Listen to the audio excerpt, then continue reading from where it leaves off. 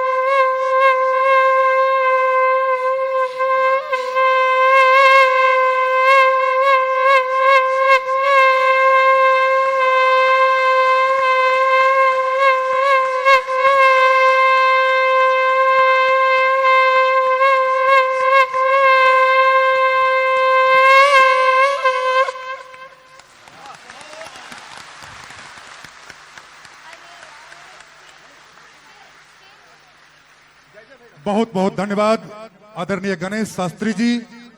शंखवादन लेल, शंखवादन यानी सांकेतिक रूप से क्रांतिक संकेत